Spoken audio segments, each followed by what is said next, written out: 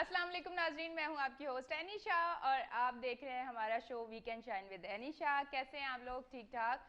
मैं भी बिल्कुल ठीक हूं और मेरी दुआ है आप हमेशा हंसते मुस्कुराते रहें, खुश रहें, आबाद रहें, इसी तरह हमारा शो देखते रहें और इसी तरह अपनी मोहब्बत हमें देते रहें और इसी तरह हमारे शो को पसंद करते रहें।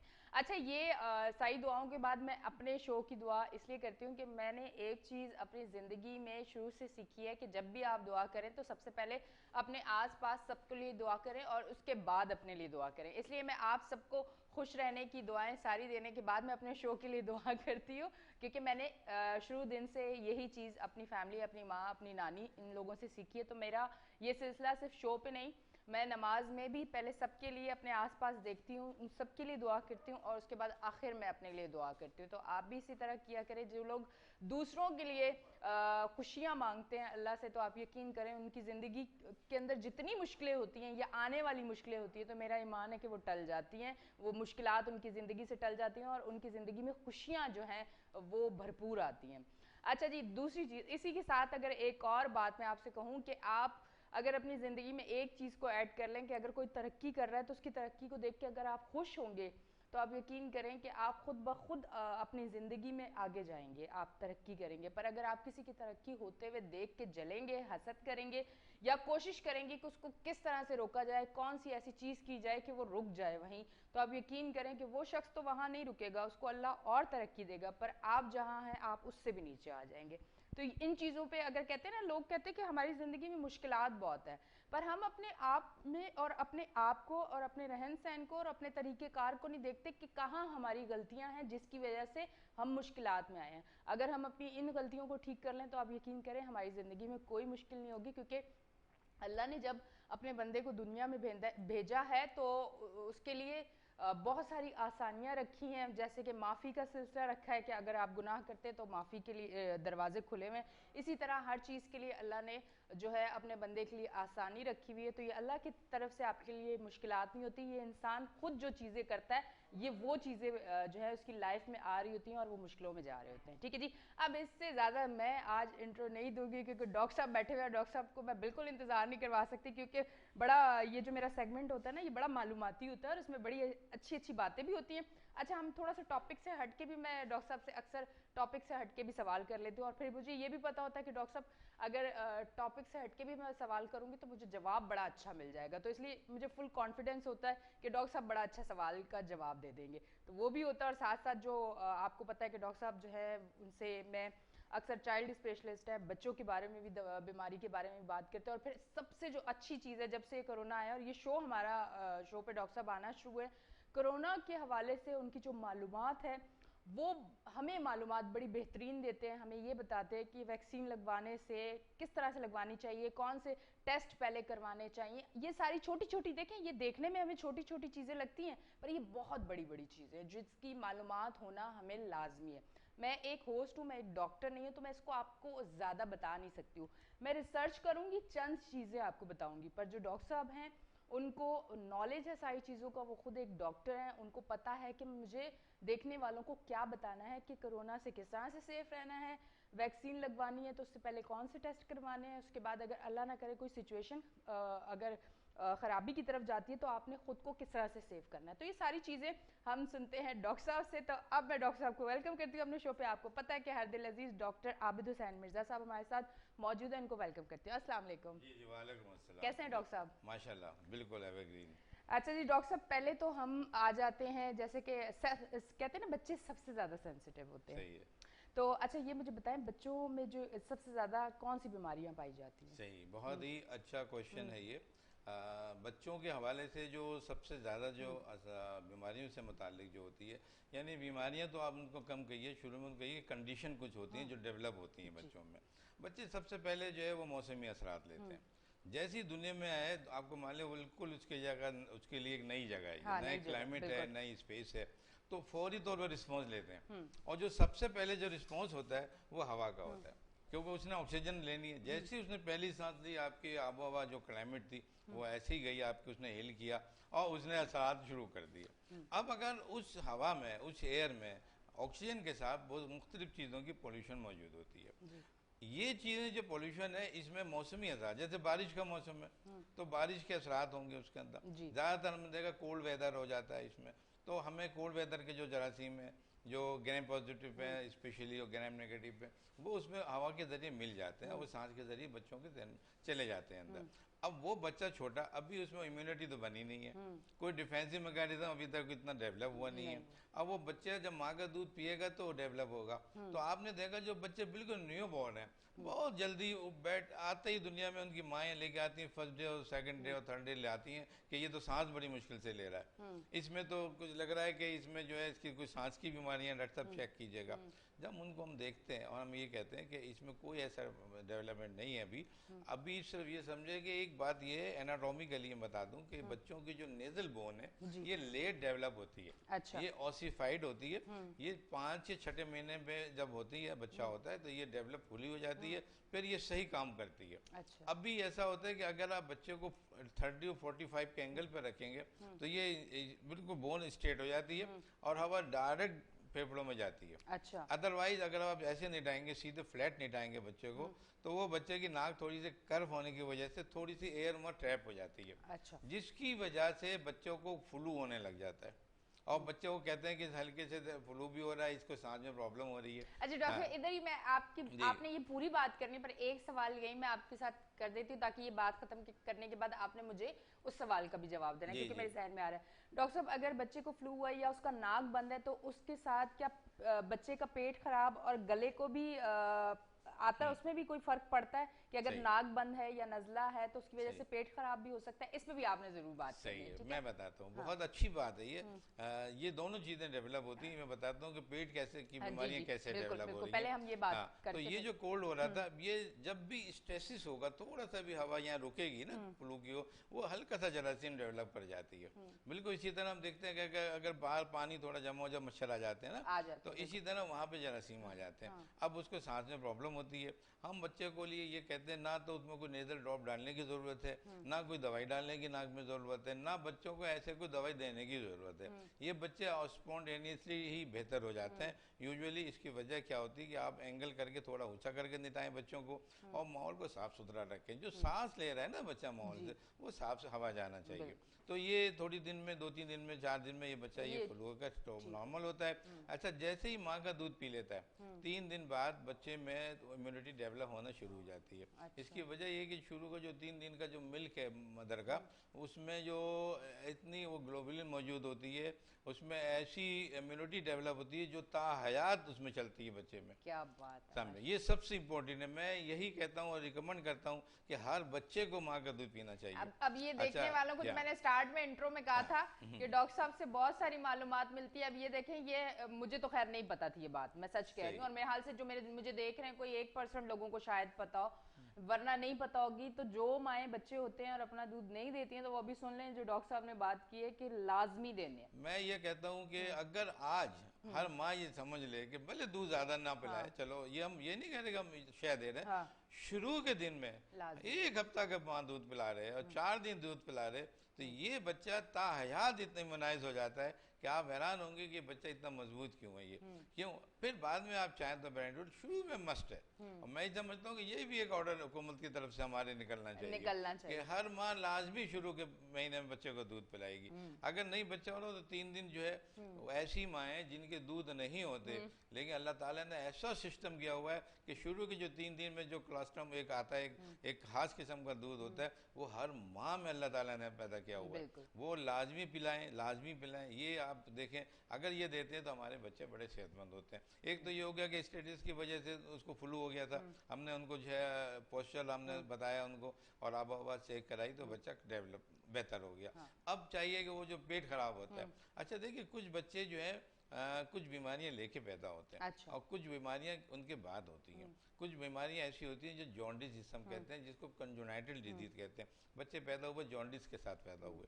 अब वो जो पीलिया होगा वो लाजिमत हाजमे से ताल्लुक है, तो हाजमा डिस्टर्ब हो जाएगा, है ना। और बच्चा जो वोमिट भी करेगा, पेट भी फूलेगा, पीलापन आ जाएगा, है ना। अच्छा, वो पीलापन जो है अगर 3 दिन 4 दिन के बाद अगर बच्चे में फीवर के साथ हो रहा है बच्चा उल्टी भी कर रहा है, थोड़ा सा मोशन भी कर रहा है, तो ये बच्चे को हेपेटाइटिस हुआ हुआ है। अच्छा। या ये फिजियोलॉजिकल नहीं है, नॉर्मल नहीं, ये पैथोलॉजिकल है। अच्छा। हाँ, इसके आपको टेस्ट करवाने होंगे, ठीक है। ये बच्चों के डेंजरस होते हैं, मैं बाद में बताऊंगा कि इसमें क्या सबसे ज़्यादा डेंजरस होता है इसके अंदर, वो चीज़ बताएंगे।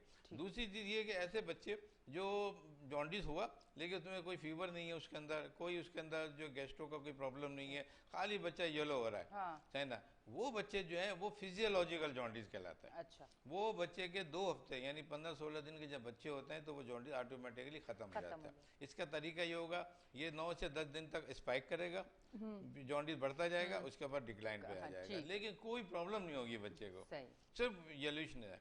तो उसमें ये बाद औक़ात होता है कि भाई वो फोटोथेरेपी करानी है, या माएँ पूछती हैं कि वो सूरज की जो है वो हल्की सी किरणें वो दे दें। तो ये सब बातों की हद तक है, इससे कोई फायदा कुछ नहीं है। अच्छा, वो अपने टाइम के साथ खुद खत्म हो जाता है, खुद ही खत्म होता है, ना आपको सूरज की किरणें देने की जरूरत है, ना आपको कोई फोटोथेरेपी खास देने की जरूरत है। हाँ, ऐसा है कि स्पेशली कुछ हमने देखे बच्चे बहुत ज्यादा हो रहे हैं, यूजुअली जो सीजेरियन जो होता है, ऑपरेशन से जो बच्चे होते हैं उनमें ये चीज थोड़ी सी ज्यादा होती है। इसकी वजह एक है कि वो थोड़ा सा बच्चे को हम लोग ये करते हैं, सीजेरियन की जो लेडी डॉक्टर्स होती हैं वो बच्चे की जो डेट होती है वो थोड़े से एक आध हफ्ते पहले रख लेती हैं, तो वो बच्चा हल्का सा प्रीमेच्योर सा हो जाता है, यानी उनका जो लीवर सही से मैच्योर नहीं होता, तो उसमें ये जॉन्डिस हो जाता है उन बच्चों को, वो बाद में आ जाकर स्पॉटेनियसली रिजॉल्व हो जाता है, तो वो उसमें ऐसी खतरे की बात नहीं है। लेकिन अगर विद इन 3 डेज अगर बच्चे को फीवर तेज हो रहा है, अगर बच्चे को जो है कोई वॉमिटिंग का मसला आ रहा है, तो आपको फौरी तौर पर डॉक्टर के पास जाना है। फर्स्ट डे फीवर इंतहाई डेंजरस माना जाता है। अच्छा। हम लोग उसको बिल्कुल तवज्जो देते हैं, और यही बच्चा को अगर जो हम देखें हाई फीवर हो रहा है, ये बच्चे को जो है फिट्स का पड़ने के चांस बढ़ जाते हैं, झटके लगने के चांस बढ़ जाते हैं। ऐसे बच्चों को झटके लग जाते हैं और लगते हैं अमूमन, तो हम लाजिम बात है वो एक इमरजेंसी होती है, उसके बच्चों को हॉस्पिटलाइज भी कराना होता है, और फिर हम उसका ट्रीटमेंट भी करते हैं। अच्छा। लेकिन इसमें भी डिवीजन्स हैं कि ये जो बच्चा फिट्स ले रहा है आया कि वाकई कोई खतरनाक हो गया है या बच्चा सेफ हो जाएगा।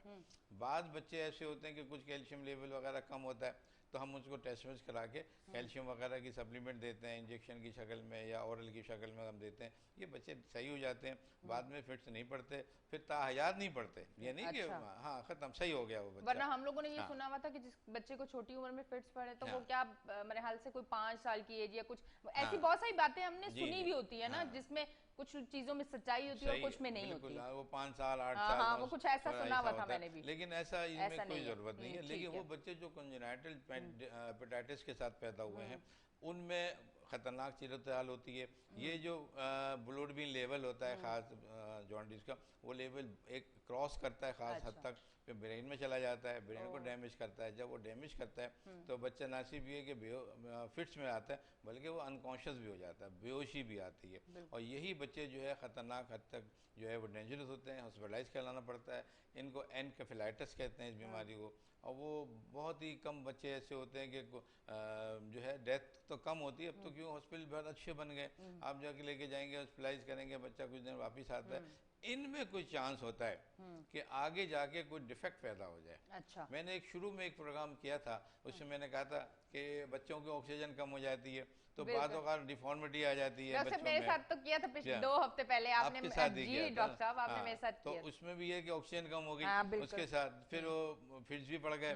अब ये बच्चा का कोई डिफेक्ट भी हो सकता है, हैंडीकैप हो सकता है इस बच्चे को, कोई हाथ पैर कम हो सकते हैं, सोच कम हो सकती है, ब्रेन का पैर का मसला होता है। तो लिहाजा ऐसे बच्चे बहुत ही ज़रूरी है केयरफुल फौरी तौर पर हॉस्पिटलाइज करें इन बच्चों को, और पूरी जो ट्रीटमेंट है जो CT स्कैन है MRI है वो इनको शुरू में ही करा के उसको शुरू में इस्टेब्लिश कर लें कि ये बच्चा क्या है। डॉक्टर आपको बता देगा कि ये बच्चा किस हद तक कब तक कहाँ तक सही होगा, नॉर्मल होगा, इनको कितने जो है बीमारी किस हद तक रहेगी, फिट्स पड़ेंगे तो कब तक पड़ेंगे सब में। तो वो हम लोग इनको डिवीजन में करके ना ले लेते हैं बच्चों को। अब मैं ये कहता हूँ कि माओ को कि माएँ वो हैं जो बच्चे को फौरी तौर पर अगर जैसी पैदा होता है अगर वो घर में हो रहा है तो फौरी तौर पर अपने डॉक्टर के पास जाके विद इन 24 आवर चेकअप कराएं, ये लाजमी है, लाजमी है। अच्छा, जो बच्चे हॉस्पिटल में डिलीवर होते हैं तो वहाँ तो प्रॉब्लम नहीं है, वहाँ तो डॉक्टर वैसे ही पेडियाट्रिशियन होते हैं, वो लाजिम उसको चेक कर लेगा। तो हमें चाहिए कि हम इन बच्चों को आपको डिक्लेयर कर देगा कि ये चीज़ें, तो इन बच्चों के हिसाब से बहुत ज़रूरी है कि आपका चेकअप करें, जो इंस्ट्रक्शन हो रही हैं वो आप उनको दें, और बिला ज़रूरत मेडिसिन शुरू नहीं करें।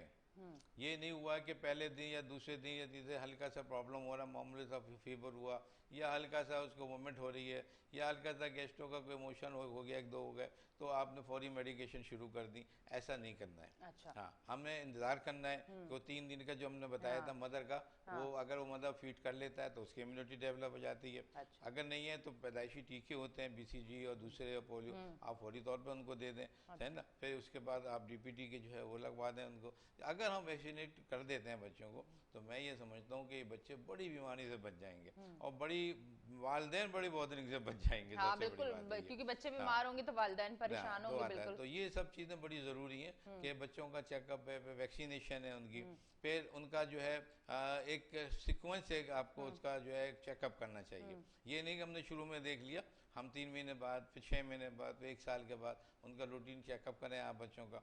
मैं समझता हूँ ये सब बाहर के मुल्कों में होता है, ये सारा ये सब हमारे मुल्कों में ज़रा कम होता है ये। लेकिन अगर हम ये भी एक, मैं कहता हूँ कि अब एक वक्त आ रहा है ऐसा कि हुकूमत की तरफ से भी, क्योंकि शरीयत में तो सब मौजूद हैं चीज़ें कि आप ऐसा ऐसा करें, है ना। अगर हम एक कानून एक नाफिज कर दें कि हर बच्चा जो डिलीवर हो रहा है उसको इसी में चेकअप कराएंगे, ये डॉक्टर कहेंगे, उनका लेटर होना चाहिए उनके पास बच्चों का। एक बच्चा जो 2 साल की उम्र में खुदा ना खास्ता कोई फिट्स में आता है, तो उसका प्रीवियस रिकॉर्ड का इनका पास रिकॉर्ड मौजूद हो कि भाई ये हमने इसे में चेकअप कराया था, ये चीज़ें ली थी, ये ली। आप देखिए हमारे यहाँ मुल्क से बीमारियाँ ऐसी भाग जाएंगी कि आप सोचेंगे ये हुआ कि हमारा इतना हेल्थी हमारा जो मुल्क कैसे हो गया। ये सब चीज़ें फॉलो अप का है, हमें मालूम ही नहीं होता। हम जब पहले तक पहुँचते हैं 2 साल 4 साल 5 साल के बच्चे को, तो जब वो डॉक्टर डिक्लेयर करता है कि आपके बच्चे को जो है ये खुदा ना खास्ता ब्रेन की बीमारी है, या डाउन सिंड्रोम हो चुकी है, या फलानी चीज़ जो है वो जॉन्डिस का हो गई, या एपेटाइट है, या किडनी इसके काम नहीं कर रहे मुझे, तो हम वो हैरान से होकर पूछते हैं कि ये क्या हो गया है, हमें तो इसको मालूम नहीं था, हम डॉक्टर ने तो बताया नहीं। आपने डॉक्टर को बताया, आपने कोई डॉक्टर को दिखा दिया है। आप जो है अच्छे से क्वालिफाइड को दिखाएंगे तो बच्चे डिक्लेयर कर लेंगे। अभी देख के इतनी हैरानी होती है मुझे कि मैंने एक सेंटर डायलिसिस का देखा, छोटे बच्चों को डायलिसिस हो रही है, कितनी हैरान कोई बात है। और मालूम ये हुआ कि उसमें से 90% लोग ऐसे थे जिन्होंने कहा कि हमें तो पता ही नहीं था कि हमारे बच्चे की किडनी फेल हो रहा है। किडनी ऐसी बीमारी है जो बहुत मुश्किल से डिक्लेयर होती है। हर डॉक्टर को काम है, और हर जो पेरेंट है उनका ये काम है कि जब वो डॉक्टर के पास जाएं तो 1-2 टेस्ट ज़रूर करा लें। किडनी क्लियरेंस टेस्ट लाजमी करा लें, CP करा लें। अच्छा। जी हाँ, एक और बात थी, हम CP की बात करते हैं ना, तो बड़ी इम्पोर्टेंट है, उसके अंदर एक डिफरेंशियल काउंट होता है। अगर आप डिफरेंशियल काउंट करके रख लें तो थैलीसीमिया, हमने कभी यहाँ बात नहीं की, मैंने और चैनल पे बात की है, थैलीसीमिया मेजर, थैलीसीमिया माइनर, ये वो बीमारियां हैं। थैलीसीमिया मेजर वो बीमारी है जो समझना अनट्रीटेबल है। अगर जिसको थैलीसीमिया मेजर हो जाता है वो बच्चा अपनी ज़िंदगी को बहुत मुश्किलात में हो जाता है, और ये सब गफलत से है, 2 लोगों की गफलत से है, डॉक्टर की गफलत, पेरेंट की गफलत। अगर हम डिफरेंशियल काउंट करके थैलीसीमिया माइनर डिटेक्ट कर लेते हैं तो हम उनको समझा देंगे कि आपके बच्चे की जो आगे शादी होगी, आपने उस वाइफ का CPLC काउंट कराना है, डिफरेंशियल काउंट। अगर ये दो, वो भी अगर थैलीसीमिया माइनर की है, जब 2 चीज़ें मिलेंगे तो थैलीसीमिया मेजर बनेगा। बिल्कुल, बिल्कुल। तो बहुत ही प्रॉब्लम होती है, फिर वो बीमारी बहुत मुश्किल से जाती है। मैं ये कहता हूँ, यही एक बहुत पहले मेरा एक शो हुआ था, एक चैनल पे बड़ा शो हुआ था, उससे हमने बहुत ज़्यादा मैंने रिक्वेस्ट नहीं की थी हुकूमत से।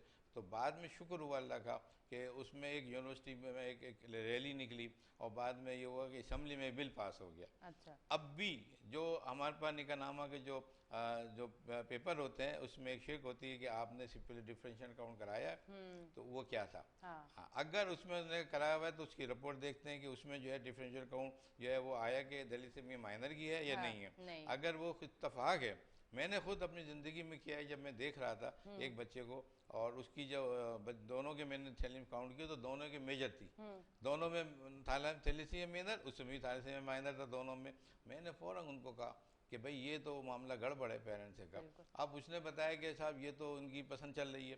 मैंने कहा पसंद चल रही है, आप देख लें, आगे जाके मेजर का पूरा चांस है, पूरा चांस है। तो उन्होंने किया, बात नहीं मानी, तो आगे रिजल्ट ये हुआ, दूसरा बच्चा मेजर का हुआ, थैलीसीमिया मेजर का।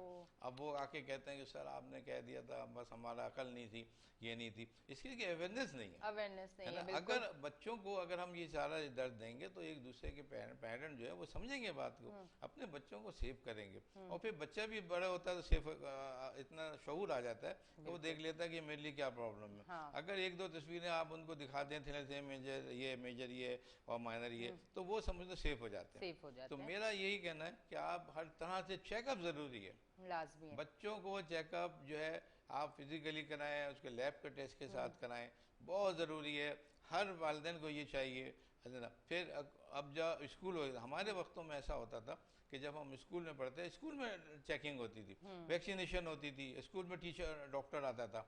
अब पता नहीं इन लोगों ने स्कूलों में क्या सिस्टम किया हुआ है। एक सिस्टम की ज़रूरत है।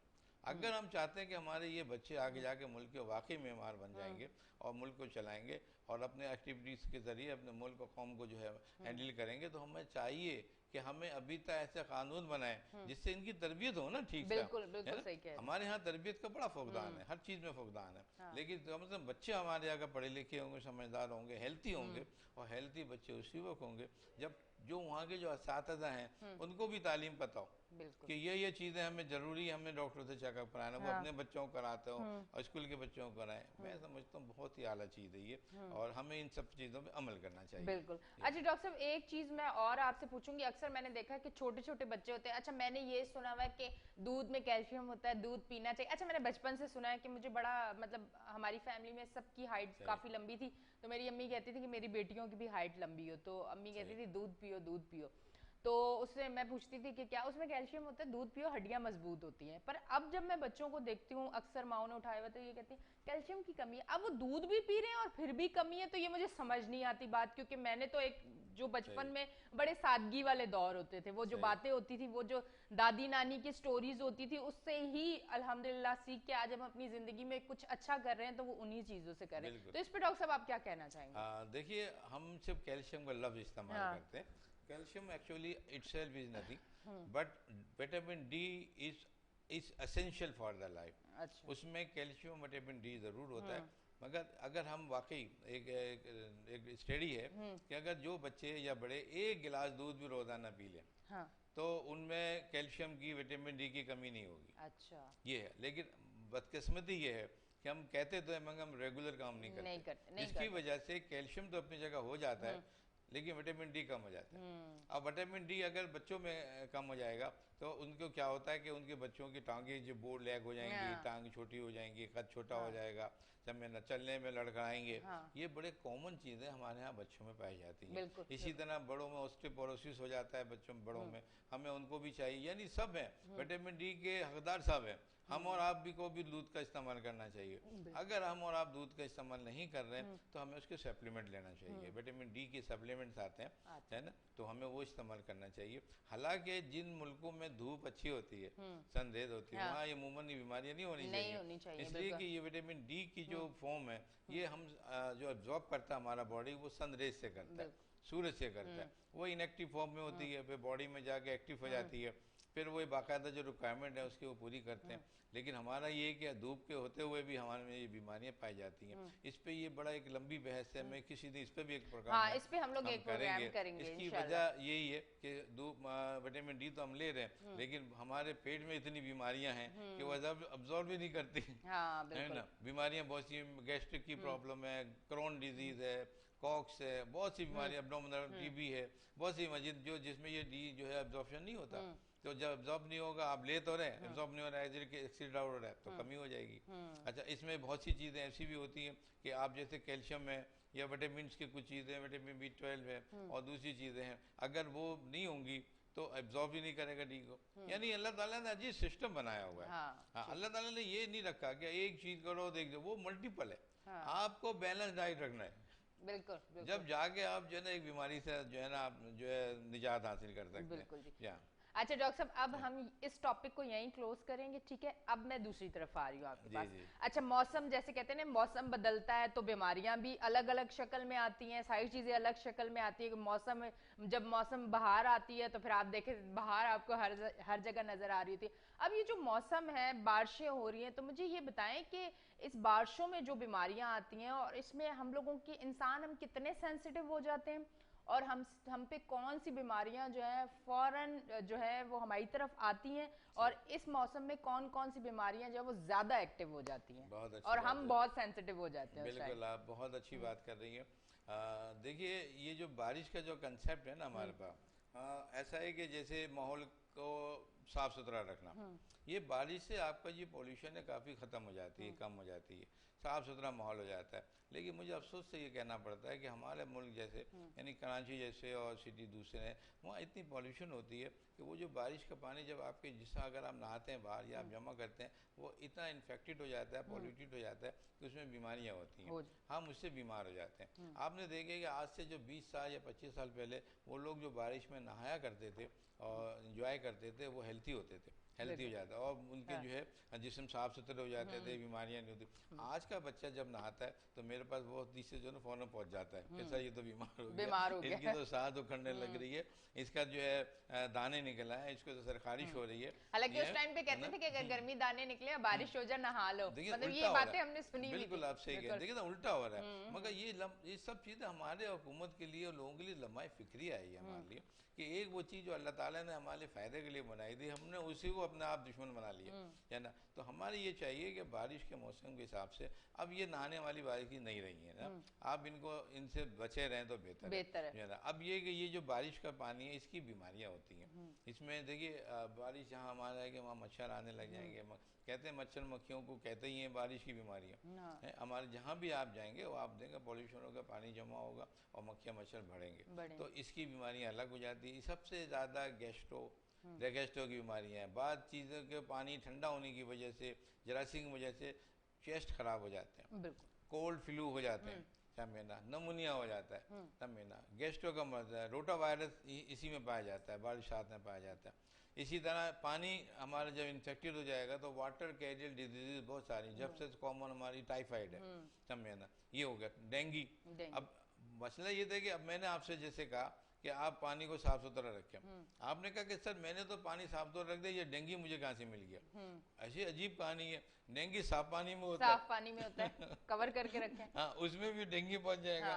गंदगी है तो आपको जो मच्छर आ गया आपका उसमें, तो मतलब आदमी किस पहलू पे रहे। उसमें देखिए जो डेंगू के हवाले से हमारे पास जो है डेंगू की भी बड़ी किस्में थी, शुरू में आ गया, फिर तो अभी इस वक्त जो एट नाउ जो 4 डेंगू की किस्में चल रही हैं। अब वो उसने अपनी ये बदल दी है, अपना नेचर बदल दिया है। अब वो ऊपर नहीं होता, वो बाहर जो साफ सुथरी चीज़ है ना, अब उधर वो नहीं हो पाया जाता। अब आपके कमरे में अगर आपने ये पानी भर के रख दिया ना, वो वही इसमें भी आ जाएगा। अच्छा, अब भाई उसकी इतनी किस्में बन गई हैं, तो हमें ये चाहिए कि हम साफ सुथरा, इसका कंसेप्ट भी होता है कि आप स्टोर ना करें, तो आप में बाल्टियाँ भर के रख रहे हैं, गिलास भर के रख दिए, जगह भर के रख दिए आपने पानी की। आपको ये है कि आप पानी का स्टॉक नहीं करें, जो आपकी चीज़ है उसको फुल कवर कर दें।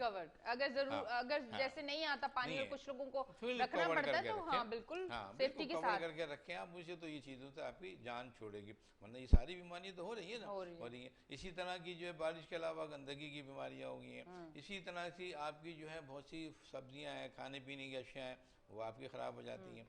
अच्छा, हमारे कराची में जो बड़ा प्रॉब्लम आ रहा है वो इलेक्ट्रिक प्रॉब्लम है। यहाँ बारिश आई, यहाँ इलेक्ट्रिक गई, बिल्कुल समझना। जब वो इलेक्ट्रिक जाएगी तो आपकी चीज़ें इन्फेक्टेड होने लग जाएंगी आपको, तो वो चीज़ें जो इन्फेक्टेड हो रही हैं वो आप खा पी रहे हैं, कैसे खाएंगे आप, कहाँ से रखेंगे, है ना। गांव में तो ये होता था, हमने देखा था, हम जब बाहर जाते थे सवाद वगैरह पे, तो वहाँ फ्रिज वगैरह तो नहीं होते, ठंडा पानी इतना होता, उन्होंने कोल्ड ड्रिंक वहीं डाल दी और वो मान लिया ठंडी हो गई। बिल्कुल बिल्कुल सही बात है ना। तो वहाँ तो ये सिस्टम था, वहाँ तो इसके देखिए वहाँ के सारे लोग हेल्थी हैं, बिल्कुल, मगर यहाँ के बिल्कुल अपोजिट है। हालांकि यहाँ के पढ़े लिखे लोग हैं ज़्यादा, तो इनको तो ज़्यादा हेल्थी होना चाहिए, मगर ये ऐसा नहीं है हुआ। तो हमारे यहाँ ये हो गया dengue, malaria, typhoid, gastro, pneumonia, ये सब बीमारियाँ हमारे यहाँ मौसम के हिसाब से आती हैं। अच्छा, अब वो चीज़ें बच्चे हैं जैसे अगर वैक्सीनेटेड हैं तो उनको सेफ हो गए बच्चे। अच्छा, अब जो सबसे जो अभी हम बात करेंगे कोरोना भी इस मौसम में बहुत फैलता है, अच्छा, अब हम कोरोना की तरफ आ जाएं। हाँ। अच्छा डॉक्टर, पर एक चीज बताते चलें, फिर हम कोरोना की तरफ आएंगे। मुझे ये बताएं कि ये जो बारिशों का मौसम होता है, इस पे हम लोगों को किस तरह की अपनी डाइट रखनी चाहिए, किस तरह की खुराक खानी चाहिए और किन चीजों से दूर रहना चाहिए, ये थोड़ा सा अगर आप हमारे देखने वालों को बता दें। या हमें कोई भी चीज़ किसी भी मौसम की हो, हमें वही एक फार्मूला जो हमारे इस्लाम ने दिया है हमें हो रहा है, साफ़ सुथरा और पकी भी हो, कुक की भी चीज़ें की गई हो, वो चीज़ हमें जो है खानी है। जो चीज़ें जो हम छोड़ देते हैं, हमें वो छोड़ी हुई चीज़ को नहीं खानी खाना है। चाहिए। हैं वो, हाँ, इवन वो बच्चे का दूध ही क्यों ना हो। हाँ, अगर एक बच्चा, अगर माँ जो है वो दूध बनाती फीडर में फ़र्ज कर लो, और वो थोड़ा सा बच जाता है हाँ अगर। बच जाता है, और बच गया, ये आधा बच गया हाँ, नहीं है तो इसको बाद में दे देंगे, हाँ, तो ऐसा नहीं करना चाहिए। इस टाइप बिल्कुल से जहाँ रुकेगी, जहाँ चीज़ें रुकेंगी, उसमें जरासीम आएंगे। ठीक है। तो इसी तरह चीज़ों की जो हो गया, पानी का हो गया, इसी तरह खाने पीने के कोई भी फ्रूट्स हैं हमारे पास, वेजिटेबल्स हैं, इनको तो आप इनको साफ़ सुथरा रखें, धो के रखें, अब वो आप इस्तेमाल करेंगी तो आपको इतनी बीमारियाँ नहीं होंगी। लेकिन सवाल ये है कि आपका पहले हेल्थी होना ज़रूरी है। आपको जब मौसम इस तरह से आते हैं तो मैं ये रिकमेंड करता हूँ कि पहले एक चेकअप करा लें आप डॉक्टर से। अगर बड़े हैं तो बीपी शुगर वगैरह का टेस्ट कर लें आप उससे, क्योंकि ऐसे मौसम में बाज़ औक़ात जो होता है, आपकी जैसे फट के बिजली कड़क रही है, आपकी बारिश तेज़ हो रही है, अब क्या होता है आपका जो बारिश इसमें जो है जरासीम डेवलप हो रहे हैं। जब जरासीम होते हैं, खुद थोड़ा सा एंजाइटी डेवलप होती है। बड़े लोग जितने भी हमने देखा, उनके ब्लड प्रेशर बढ़ने लग जाते हैं। उनका जहाँ ब्लड प्रेशर बढ़ना शुरू हुआ, स्ट्रेस हुआ, शुगर बढ़नी शुरू हो गई है। अगर हमने इनको पहले चेकआउट किया हुआ है तो हमारे को इतनी चीज़ें प्रॉब्लम नहीं हो डेवलप होंगे। इसी तरह छोटे बच्चे, अगर हम वैक्सीनेटेड हैं, उन बच्चों को डाइट हम अच्छे रख रहे हैं, बाहर ज़्यादा नहीं ज़्यादा दे रहे हैं, तो हम समझते हैं कि ये बच्चे हमारे सेफ हो सकते हैं इनके। ये भी बच्चे भी वही हैं, जो बच्चों की ग़िज़ाएँ वही हैं, जो फ्रूट्स हैं, वेजिटेबल हैं, इनमें कोई स्पेसिफिक कोई ख़ास ऐसी चीज़ नहीं होती। हाँ, जहाँ हमने कोरोना का हम जिक्र कर देते हैं तो वहाँ हमने ख़ास इम्यूनिटी का हमारे पास कंसेप्ट आता है, उसमें ग़िज़ा डिफरेंट है। हाँ। अच्छा डॉक्टर साहब, जरा जल्दी जल्दी कोरोना का बताएंगे क्योंकि मेरा लास्ट मिनट चल रहा है, मुझे इशारा मिल गया कि अब जो है सेगमेंट खत्म होने वाला है, तो लास्ट मिनट में आप कोरोना के बारे में है तो खैर बहुत सारी डिटेल मुझे लेनी थी, पर मैं बच्चों के उस पर ज्यादा आपसे डिटेल लेना शुरू हो गई, तो क्या कहेंगे इस पर? हाँ, बच्चों के हवाले से मैं कह दूँ कि इस वक्त हमारे मुल्क में जो है, अभी पिछला 2 दिन पहले का डेटा था, तकरीबन 43,000 बच्चे हमारे कोरोना में इन्फेक्टेड हुए थे। अच्छा। जिसकी वजह से बच्चे बहुत से सीरियस भी हुए हैं इसके अंदर। तो ये नहीं कह सकते आगे बच्चे हमारे डेवलप नहीं हो रहे, बच्चे भी कोरोना में इन्वॉल्व हो रहे हैं। इसी तरह मुल्क की सतह पे जो हो रहा है, कोरोना हमारे यहाँ बहुत पाया जा रहा है। अब सबसे बड़ी बात जो आ रही है, कोरोना की एक और किस्म आ गई है। पहले कोरोना प्लस था, यानी कोविड-19 जो को कोविड प्लस कह रहे थे। इसी तरह एक और वेरिएंट आ गया है डेल्टा का, और डेल्टा म्यू के नाम से आ गया। अच्छा। वो बड़े मुल्कों में, कोलंबिया वगैरह में वो भी आ गया। तो मतलब कहना है कि ये वेरिएंट जो है डेल्टा का अपनी शक्लें बदलता रहता है। इसकी में बेसिक चीज़, बेसिक यूनिट आपकी इम्यूनिटी है। आपके जो है, आपको अपनी इम्यूनिटी बेहतर करना चाहिए। इम्यूनिटी बेहतर बनने के लिए सबसे बेस्ट है वैक्सीन है। ठीक है, आपको वैक्सीन लाजमी लगाना है। अब फर्स्ट सेकंड डोज जो भी आ गई है, थर्ड डोज भी आ गई है, इसकी मैं किसी में डिटेल बता दूंगा, नेक्स्ट प्रोग्राम में कर लेंगे। हमें वैक्सीन लाजमी चाहिए, और ग़िज़ा की तरह हमें चाहिए, विटामिन हमें लेना चाहिए, हमें कैल्शियम लेना चाहिए, हमें विटामिन सी लेना चाहिए, हमें ना, हमको विटामिन डी की कुछ चीज़ें लेनी चाहिए, विटामिन ए हमको लेना चाहिए। इसी तरह आपकी जो ग़िज़ा बैलेंस डाइट है, आप वो अपने लेके रखें आप। तो मैं ये समझता हूँ कि हम इन बीमारी से भी जो अपना दिफा कर सकते हैं, और हम इसके साथ साथ हम और बीमारियों से भी बच सकते हैं कोरोना के साथ साथ। बड़ा अच्छा आसान तरीका है कि हम सबसे पहले वैक्सीन को कराएं, डाइट को लें, और वो जो उसको SOPs हैं वो सबसे इम्पोर्टेंट है, SOP लाजमी फॉलो करें। ना उसमें डिस्टेंस आ गया, हाथ का धोना है सैनिटाइजर के साथ, ना अपने आप को दूर रखना है, जो है सोशल डिस्टेंस अपने को रखना है। ना जो चीज़ें टचिंग, हम हर जगह जाके बैठे पकड़ना शुरू कर देते हैं, गिलास पकड़ लिया, हमें ये आदत अपनी खत्म करनी चाहिए, ना हमें अपने को आइसोलेट करने की कोशिश करनी चाहिए। ठीक है डॉक्टर साहब, बहुत बहुत शुक्रिया, आप हमारे शो पर तशरीफ लेके आए। ये वाले सेगमेंट का हो गया टाइम खत्म, वरना कोरोना के हवाले से आज बहुत सारे सवाल थे मेरे पास, पर अगले हफ्ते जब आप आएंगे तो वो सारे सवाल मैं आपसे जरूर करूंगी। जो बच्चों के हवाले से भी आपने कहा कोरोना के केसेस, इस पे भी हम डिटेल में बात करेंगे, वैक्सीन और हर एक चीज पे बच्चों के हवाले से नेक्स्ट जो हमारा अब आएगा वीक, अब कमिंग वीक में हम लोग इस पे जरूर बात करेंगे। और बहुत बहुत शुक्रिया, आप हमारे शो पे तशरीफ लाए और इतनी अहम मालूमात हमारे देखने वालों को और मुझे भी दी। Thank you very much, thank you very much. जी नाजरीन, आप कहीं ना जाइएगा, बिल्कुल भी ना जाइएगा, सिर्फ पानी लेने जा सकते हैं, और अगर किचन में चाय बनी हुई है तो वो कप में डाल के ला सकते हैं, क्योंकि मैंने लेनी बिल्कुल इतनी छोटी सी ब्रेक, और मैंने फौरन से घूम के ब्रेक से वापस आना है। तो लेते हैं एक छोटी सी ब्रेक, मिलते हैं ब्रेक के बाद।